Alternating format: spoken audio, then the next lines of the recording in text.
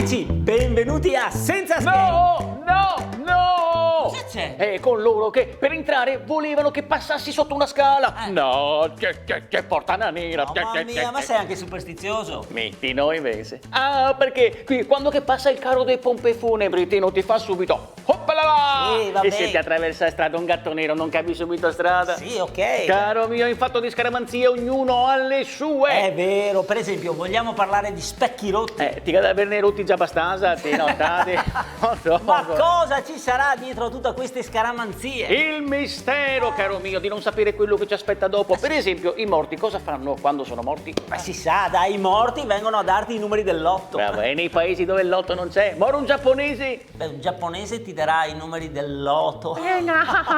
Ma che sia un mistero è vero fino ad un certo punto, Eh sì, perché ci sono diverse testimonianze di gente che per un momento è stata addirittura con un piede di qua e un piede di là.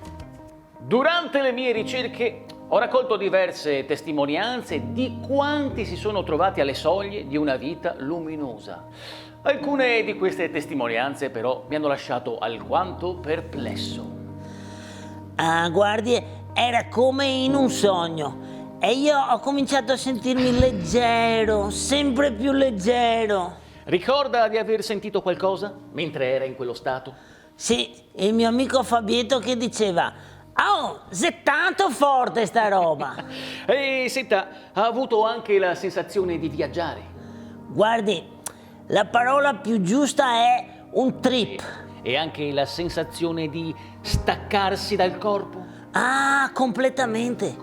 Stavo volteggiando vicino al soffitto. Mi pareva di essere l'uomo ragno. Senta, ma mentre era fuori del suo corpo fisico, dov'era?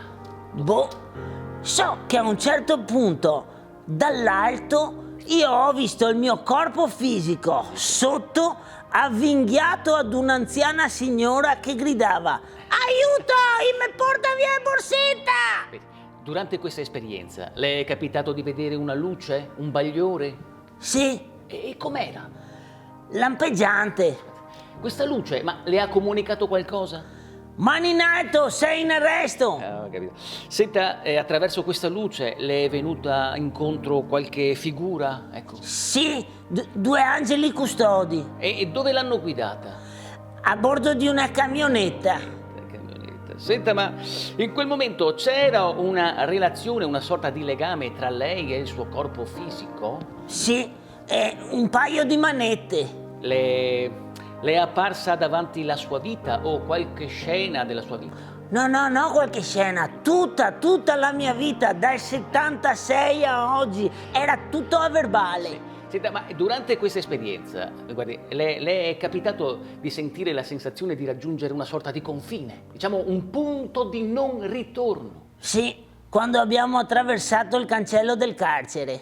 Ha incontrato qualche figura che conosceva? Sì, tutta gente che non vedevo da una vita. C'erano tutti, sì. Silvano, Franchi, Marietto. E che vi siete detti?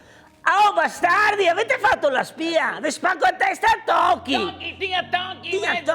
Mi scusi, mi sono fatto un transfer professionale, mi scusi. Senta, ma durante questa sua esperienza, qual è l'insegnamento, ecco, diciamo così, che ha tratto da tutta questa cosa? 6 mesi senza condizionale.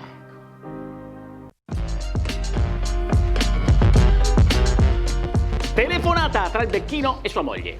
Pronto, Aristide? Pronto? Ma non ti sento. Perché non che sei campo qua? Sono dentro di Abusa. Ah, lo state proprio seppellendo. A che ora arrivi? Toccando ferro, torno per cena. Bravo, anche perché Luigino ci ha portato giù dalla montagna il formaggio di Fossa. Quanto? Una cassa. Da.